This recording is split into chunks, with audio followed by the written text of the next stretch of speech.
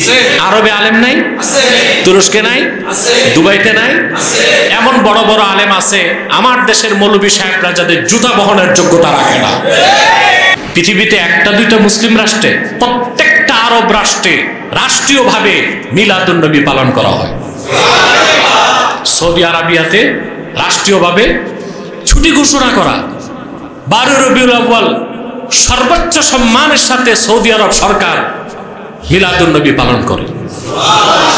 কাতার করে, দুবাই করে, তুরস্ক করে। তুরস্কে যে র্যালি বের হয় 12 রবিউল আউয়াল, সেখানে 70 থেকে 80 লক্ষ লোক অংশগ্রহণ করে। তা কি আলেম নাই? আর কথা বলে না। আরবে আলেম নাই?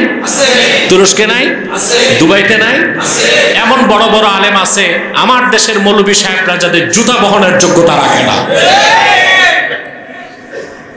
কেন দ্বন্দ্ব করেন, সংঘাত করেন? আমরা সারা দেশের মানুষকে ঐক্যের দাওয়াত দিই, মাসলাক যার যার, দিন ইসলাম সবার। আমরা ঐক্য করতে চাই। আর কতিপয় বিতর্কিত মানুষ, আমার মনে হয় তারা বিভিন্ন ইন্টেলিজেন্ট ব্রাঞ্চ কর্তৃক প্রভাবিত, দেশি বিদেশি অসুখ চক্র দ্বারা তারা প্রভাবিত। তারা এই ফতুয়াবাজির মাধ্যমে মাসলাকগত দ্বন্দ্বটা এমন পর্যায়ে নিয়ে যায় যেখানে মানুষ হত্যার মতো ন্যাক্কারজনক ঘটনাও ঘটে। কেন ভাই? ফেরকাগত দ্বন্দ্ব না তো, মাসলাকগত দ্বন্দ্ব। এটা তো বসে সংলাপের মাধ্যমে শেষ করা যায়, যায় না? বলেন। এখানে হচ্ছে নাসবুদ দালায়েল। আমি আমার দলিলগুলো দিব, আপনি আপনার দলিলগুলো দিব। যে দলিল তার জি পায় আমরা সবাই মেনে নিব। সবাইকে করতে হবে এমন বাধ্যবাধকতা নাই, বিরোধিতার তো সুযোগ নাই। মিলাদুন নবী সাল্লাল্লাহু আলাইহি ওয়াসাল্লাম ব্যানারে মাহফিল করলে বেদাত, তো সিরাতুন নবী সাল্লাল্লাহু আলাইহি ওয়াসাল্লাম ব্যানারে মাহফিল করলে বেদাত কেন হবে না? একটা হাদিস থেকে প্রমাণ দেন যে সাহাবায়ে কেরাম মানুষকে ডেকে সিরাতুন নবী সাল্লাল্লাহু আলাইহি ওয়াসাল্লাম এই কথা প্রচার করে মানুষকে একত্রিত করে আনুষ্ঠানিকভাবে মাহফিল করছেন। তো ওইটাও কি বেদাত হয় না? কথা বলেন। সাহাবায়ে কেরামকে কোরআনের তাফসীর করতেন না? বলেন না। কিন্তু এভাবে 15 দিন আগ থেকে পোস্টার করে, মাইকিং করে, ঘোষণা দিয়া। সাহাবায়ে কেরামের জমানায় তো মাইকও ছিল না, পোস্টারও ছিল না, কিছুই ছিল না। তারপর স্টেজ করে তাফসীরুল কোরআন মাহফিল ঘোষণা দিয়া বক্তার পর বক্তা উঠবে, আসর থেকে রাত 12টা 1টা পর্যন্ত মাহফিল হবে। এভাবে সাহাবায়ে কেরাম তাফসীরুল কোরআন করছেন? এভাবে তাফসীরুল কোরআন মাহফিল আমাদের দেশে যে হয়, এটারে বেদাত বলে পরিত্যাগ করবে কোনো পাগল? সাহাবায়ে কেরাম কোরআনের তাফসীর করতেন, কিন্তু সাহাবায়ে কেরাম যে কাইফিয়তে করতেন আমাদের কাইফিয়ত ভিন্ন। আমাদের কাইফিয়ত ভিন্ন, কিন্তু মূল মাকসাদ যেহেতু এক, কাইফিয়ত ভিন্ন হবার কারণে এটাকে বেদাত বলে পরিত্যাগ করার যেমন সুযোগ নাই, সাহাবায়ে কেরামও সর্বোচ্চ শ্রদ্ধা সম্মানের সাথে রাসূলুল্লাহর মিলাদ পড়তেন। মূল মাকসাদ যেহেতু আমাদের সেটাই, বর্তমানে যে কাইফিয়তে আমরা করি, কাইফিয়তের কারণে এটাকে বেদাত বলার কোনো সুযোগ নাই। আল্লাহ রাব্বুল আলামিন ঘোষণা করলেন, قل إن كان آباؤكم وأبناؤكم وإخوانكم وأزواجكم وعشيرتكم وأموال اقترفتموها وتجارة تخشون كسادها ومساكن ترضونها أحب إليكم من الله ورسوله وجهاد في سبيله فتربصوا حتى يأتي الله بأمره والله لا يهدي القوم الفاسقين। الله ঘোষণা, 'قل إن كان آباؤكم وأبناؤكم وإخوانكم وأزواجكم وعشيرتكم وأموال اقترفتموها وتجارة تخشون كسادها ومساكن ترضونها أحب إليكم من الله ورسوله وجهاد في سبيله فتربصوا حتى يأتي الله بأمره والله لا يهدي القوم الفاسقين. আল্লাহর ঘোষণা। قل إن كان آباؤكم وأبناؤكم وإخوانكم وأزواجكم وعشيرتكم প্রিয় হাবিব মুহাম্মদ সাল্লাল্লাহু আলাইহি ওয়াসাল্লাম আপনি ঘোষণা করে দেন এখনো যারা হিজরত করে নাই তাদেরকে বলে দিন যদি তোমাদের পিতাগণ তোমাদের সন্তানগণ তোমাদের ভাইগণ তোমাদের স্ত্রীগণ তোমাদের নিকট আত্মীয়গণ ওয়া আমওয়ালুন ইকতারাফতুমুহা তোমাদের অর্জিত সম্পদ ওয়া তিজারাতুন তাখশাউনা কাসাদাহা আর তোমাদের সেই ব্যবসা যার মন্দাটারে তোমরা ভয় পাও লস চাও না ব্যবসায় লস চায় লাভ চায় সবাই লাভ চায় আল্লাহ বলেছেন সেই ব্যবসা আর ব্যবসা যেটার মন্দা হওয়াকে তোমরা ভয় পাও ওয়া মাসাকিনু তারদাউনাহা আর তোমাদের সুরম্য ঘরবাড়ি যেগুলোরে খুব পছন্দ করো আহাব্বা ইলাইকুম মিনাল্লাহি ওয়া রাসূলিহি ওয়া জিহাদিন ফি সাবিলিহি যদি সব কিছুর চেয়ে আল্লাহ তার রাসূল সাল্লাল্লাহু আলাইহি ওয়াসাল্লাম এবং আল্লাহর পথে জিহাদ করা অধিক প্রিয় না হয় ওই সব কিছু থেকে ফাতারাব্বাসু আই ইনতাজিরু অপেক্ষা করো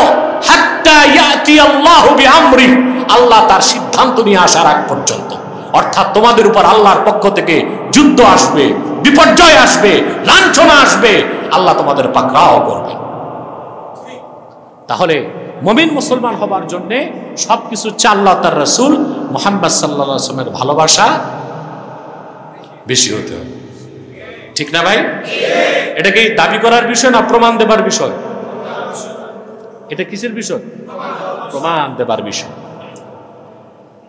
আহা সাহাবায়ে কেরামকে বাদ দিলে ইসলামের অস্তিত্ব থাকে না থাকে এর জন্য আহলুস সুন্নাহ ওয়াল জামাতের আকীদা ও বিশ্বাস সাহাবায়ে কেরাম হচ্ছেন সত্যের মানদণ্ড কোরআন কারীমের প্রতিটি আয়াতের আমল বাস্তবে করে দেখিয়েছেন আমাদেরকে সাহাবায়ে কেরাম সুবহানাল্লাহ বলেন কারা রাসূল করিম সাল্লাল্লাহু আলাইহি ওয়াসাল্লামের জলিলুল কদর সাহাবী মুসআব ইবনে উমাইর রাদিয়াল্লাহু তাআলা মক্কা মুকাররমায় সবচেয়ে ধনী মানুষের একজন ছিলেন রিজাল প্রণেতা অনেকেই লিখেছেন কখনো কখনো মুসআব বিন উমাইর 70 জন মেহমান নিয়ে পানাহার করতেন প্রত্যেক মেহমানকে সোনা রূপার বাটিতে খাদ্য পরিবেশন করতেন খাবার শেষে সোনা রূপার বাটিগুলো মেহমানদের হাতে হাদিয়া হিসেবে সুপর্দ করে দিতেন এত ধনী মানুষ এই সাহাবী যখন হিজরত করে চলে গেলেন মদিনাতুল মুনাওয়ারায় সহায় সম্পদ ব্যবসা আপন মা ও ভাই সব ত্যাগ করলেন বদর যুদ্ধে ওনার ভাই আমির বিন উমাইর ছিলেন কাফের কি ছিল বদর যুদ্ধে মুসাব বিন উমাইরের ভাই আমির বিন উমাইর গ্রেফতার হলেন আমির বিন উমাইর খুব চালাক ছিল সাহাবায়ে কেরাম যখন হাত পা বেঁধে দিয়েছেন সে বলল আমি হচ্ছি রাসূলুল্লাহর বিশিষ্ট সাহাবী মুসআব ইবনে উমাইরের আপন ভাই খাতির করে সাহাবায়ে কেরাম হাত পায়ের বাঁধন একটু ঢিলা করে দিয়েছে সকালবেলা মুসআব বিন উমাইর যখন শুনলেন এই কথা তিনি বললেন আল্লাহর হাবিবের পেয়ারা সাহাবীগণ মনে রেখো আল্লাহর হাবিবের বিরুদ্ধে বদর যুদ্ধের ময়দানে যে অস্ত্র ধরতে পারে সেরকম কুলাঙ্গার আমার ভাই হতে পারে না বাঁধো শক্ত করে তার হাত পা বাঁধো আর তার মায়ের প্রচুর টাকা প্রচুর পরিমাণ মুক্তিপণ আদায় করে তারপর তারে ছাড়বা মাকেও ভুলে গেলেন ভাইকেও ত্যাগ করলেন এটাই ছিল সাহাবায়ে কেরামের আল্লাহর প্রতি ও তার রাসূলের প্রতি ভালোবাসা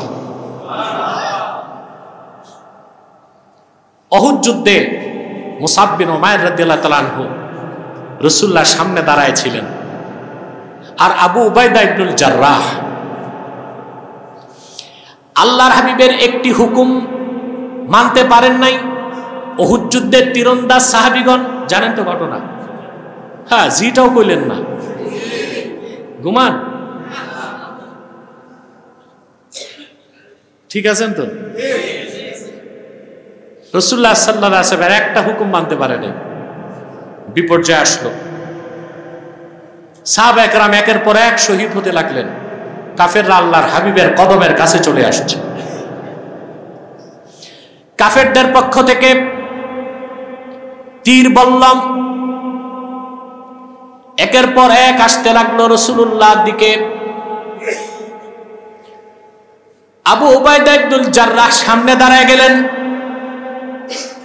রেজাল প্রণেতাগণ লেখেন, উহুদের দিন আব্দুল্লাহ হাজরাতে ইবনুল জাররাহের শরীরে আঘাত লেগেছিল 90টার বেশি। রাসূলুল্লাহ সাল্লাল্লাহু আলাইহি সাল্লাম ঘোষণা করেছিলেন, আবু উবাইদা ইবনুল জাররাহ হচ্ছে একজন জীবিত শহীদ। রাসূলুল্লাহ সাল্লাল্লাহু আলাইহি ওয়াসাল্লামের সামনে দাঁড়ায় ছিলেন। আল্লাহর হাবিব ডানে বামে তাকালে বলতেন, ইয়া রাসূলুল্লাহ, আমার পিতামাতা আপনার কদমে কোরবান হোক। আপনি ডানে বামে তাকাবেন না। প্রতিটি অস্ত্রের আঘাত আবু উবাইদা ইবনুল জাররাহ আপনার এই গোলামের শরীরে লাগবে আগে। সুবহানাল্লাহ। আবু উবাইদা ইবনুল জাররাহের সাথে আরেকজন ছিলেন মুসাব বিন উমাইর, মক্কার সবচেয়ে ধনী মানুষটা। সুবহানাল্লাহ। কাফেরদের আঘাতে মুসাব বিন উমাইর রাদিয়াল্লাহু তাআলা আনহু শহীদ হয়ে গেলেন। তীরের আঘাত তার সিনার এক পাশ থেকে ভেদ করে আরেক পাশ চলে গেল। উহুদ যুদ্ধ শেষ। মুসআব বিন উমাইরের রক্তমাখা দেহটা রাখা। রাসূলুল্লাহ সাল্লাল্লাহু আলাইহি ওয়াসাল্লাম সাহাবায়ে কেরামকে বললেন, আমার মুসআবের দিকে তাকায় দেখো। ওয়ালাকাদ রাআইতুহু ওয়া আলাইহি বুরদান লা তুরাফু কিমাতুহুমা ওয়া ইন্না শিরাকানা আলাইহি মিন যাহাবিন। এ হচ্ছে আমার সাহাবী মুসআব। এত ধনী মানুষ ছিল, তাকে আমি দেখেছি, 2টা চাদর তার শরীরে ছিল, যার মূল্য কত নির্ধারণের সুযোগ ছিল না। আর আমার মুসআব তার পায়ে যে জুতা পরিধান করত, সেই জুতার ফিতাটা খাঁটি সোনার তৈরি ছিল। সব ত্যাগ করলেন, জীবনটা আল্লাহর হাবিবের ভালোবাসায় উৎসর্গ করে দিলেন। সুবহানাল্লাহ কইবেন না? মক্কার সবচেয়ে ধনী মানুষটা যখন তাকে দাফন করা হবে, সাহাবায়ে কেরাম দৌড়ে আসছেন, ইয়া রাসূলুল্লাহ সাল্লাল্লাহু আলাইহি ওয়াসাল্লাম, মুসাবের শরীরে যে পোশাক, ও তো মাথা ঢাকলে পা খুলে যায়, পা ঢাকলে মাথা খুলে যায়।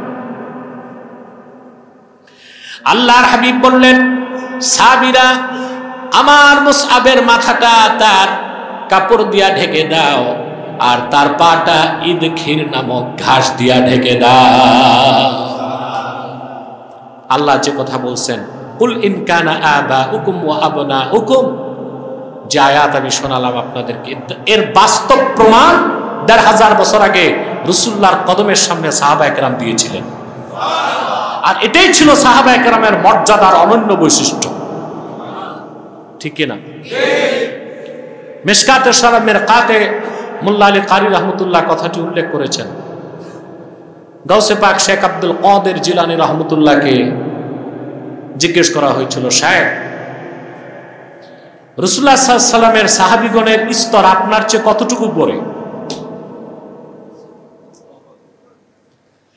গাউসে পাক শেখ আব্দুল কাদের জিলানী বলেছেন, সালিকিনরা শুনে রাখো, আল্লাহর হাবিব মুহাম্মদ সাল্লাল্লাহু আলাইহি ওয়াসাল্লামের সুমহান সাহাবীগণ জিহাদের ময়দানে ঘোড়া নিয়ে যখন দৌড়াতেন, তাদের ঘোড়ার পা থেকে যেই ধুলা উড়ত, ওইটার সমান মর্যাদাও আমি আব্দুল কাদেরের হয় নাই। সুবহানাল্লাহ। সাহাবায়ে কেরামের এই মর্যাদা তারা লাভ করেছিলেন এমনি।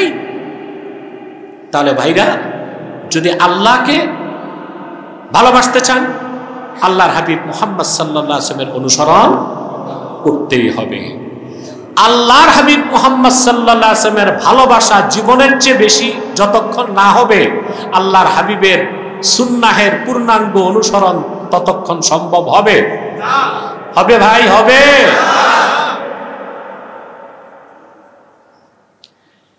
দেখেন, যে ব্যক্তি কালেমা শাহাদাতকে বিশ্বাস করলো সে মুমিন হয়ে যাবে, কিন্তু যতক্ষণ আল্লাহ তার হাবিবের ভালোবাসা জীবনের চেয়ে বেশি না হবে ততক্ষণ সে খাঁটি মুমিন হইতে পারবে না। বুখারী শরীফে একটা হাদিস এসেছে কিতাবুল ঈমান,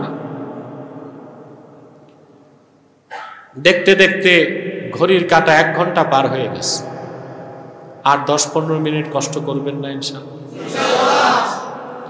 আল্লাহ কবুল করুন। না, আপনারা তো বেশি বেশি কথা শুনেন, আমল তো করেন না।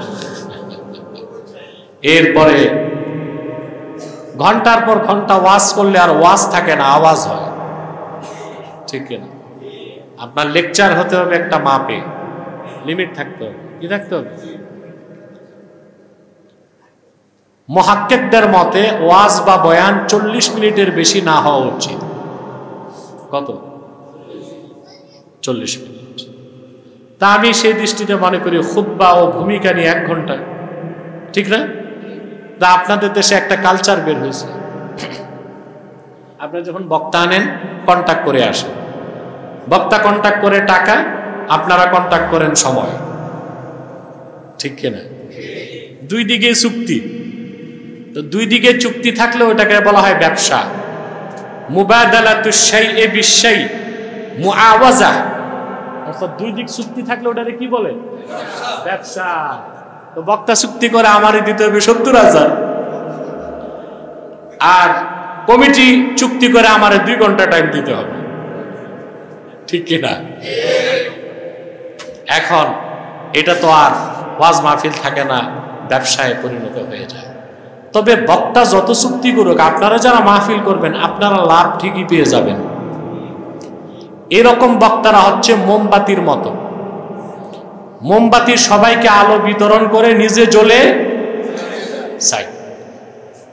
তো যেই বক্তা বা স্কলারের ইখলাস থাকবে না, কিন্তু সে যদি কোরআন হাদিস থেকে কথা বলে জনগণ ঠিকই লাভবান হবে, কিন্তু তার ঝুড়িতে শূন্য, টাকা কামাই করতে পারবে, বাড়ি 3টা-4টা, বউ 3টা-4টা, গাড়ি টাড়ি এগুলো থাকবে, কিন্তু আখেরাতে দাওয়াতের কাজে যে আজরুন আজিম, কোরআনের দাওয়াত দিতে গেলে যে পুরস্কার, সেই পুরস্কার থেকে সে বঞ্চিত হবার সম্ভাবনা আছে। কথা বুঝতে পারছেন?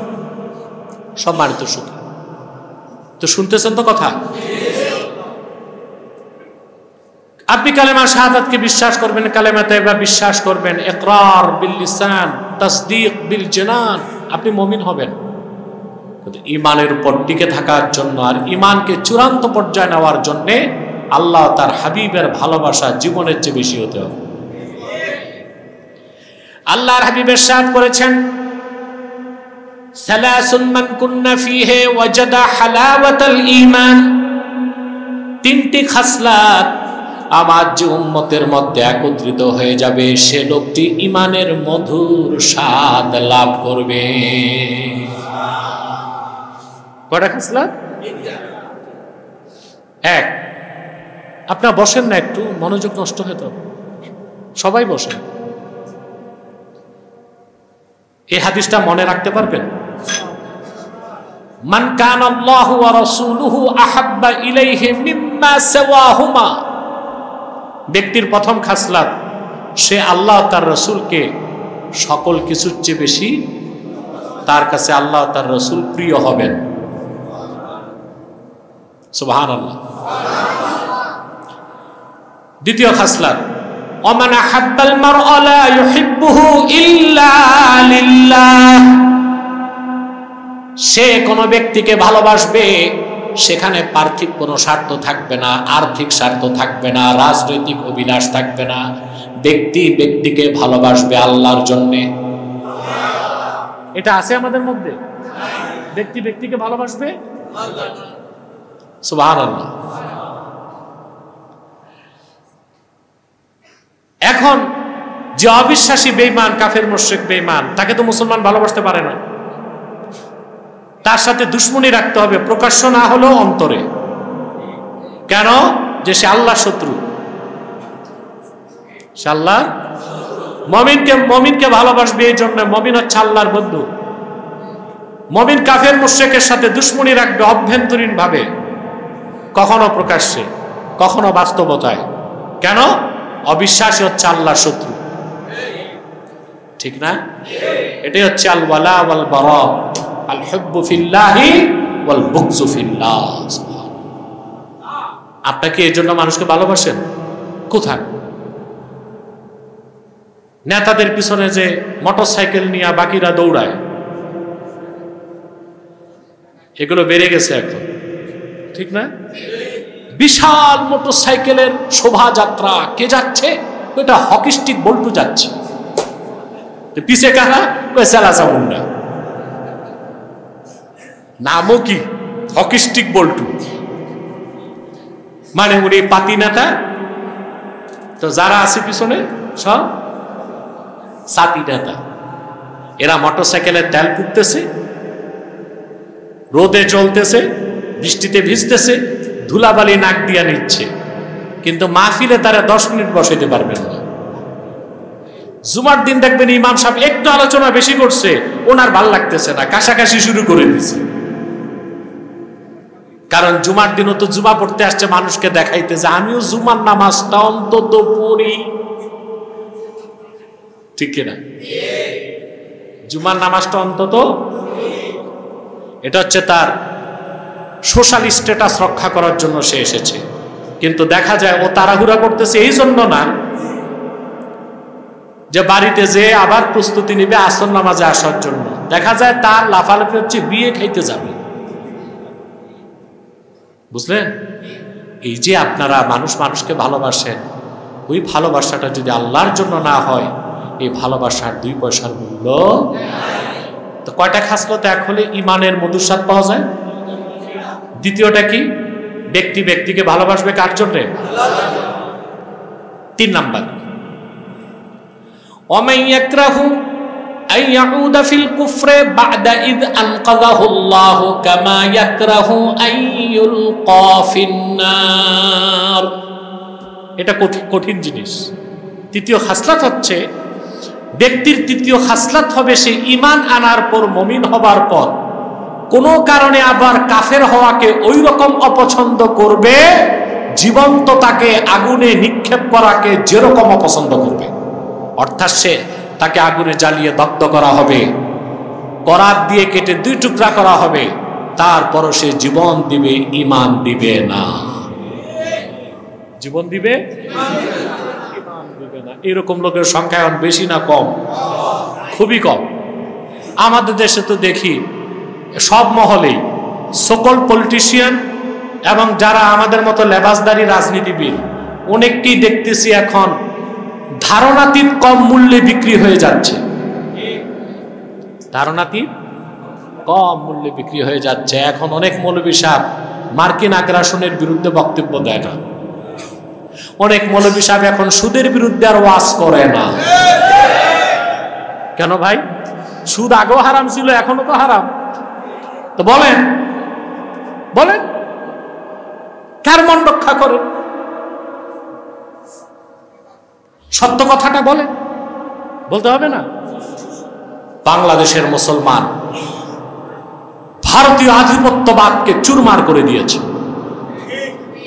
কখনো ভারতকে আর বাংলাদেশে তার বিষাক্ত দাঁত বসাতে দিবে না। পাশাপাশি এদেশের মুসলমান এটাও চায় মার্কিন আগ্রাসনকে বরদাস্ত করা হবে না বাংলাদেশে। এই ক্ষেত্রে এসে দেখা যায় অনেকে আর ঠিক নাই। তাদের অবস্থাটা হচ্ছে থালি কি বাইগান কি তারা।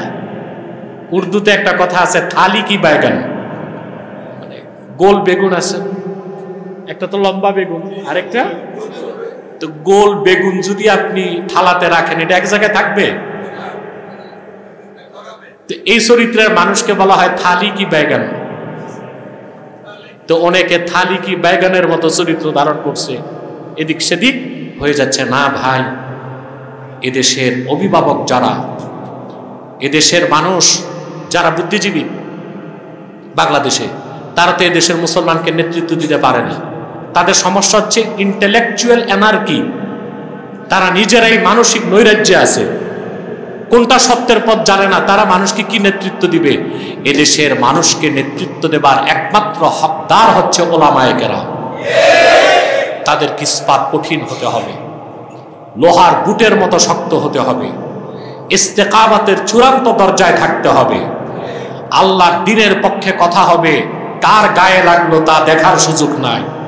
সত্যের ঝান্ডা হাতি নিয়ে এগিয়ে যেতে হবে, প্রতিপক্ষ হাতি না মাসি তা দেখার কোনো প্রয়োজন। তো কটা খাসলাম?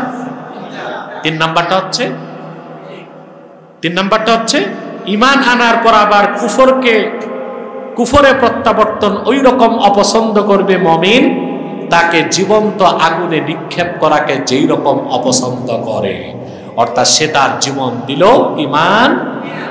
এটার সবচেয়ে বেশি প্রমাণ কারা রাখতে পেরেছিলেন? সাহাবায়ে কেরাম। সুবহানাল্লাহ। 1 ঘন্টা তো হয়ে গেল, এখন শিক্ষা কি নিব?